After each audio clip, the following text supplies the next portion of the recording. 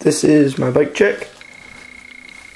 I got the Archangel Mankind V1 frame with the Profile Mini left-hand 9-tooth driver with the tie axle and bolts laced to the Fly front rim with the Maxxis Holy Roller tire. And I got the KMC chain to a Knight sprocket with profile cranks and the bitchin' bolts and a tie spindle.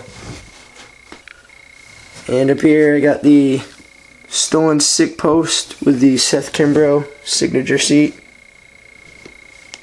Eastern pedals, because they never break ever. And the folding Eastern front tire, 2-3, with the Profile Mini front hub laced to the Fly front rim.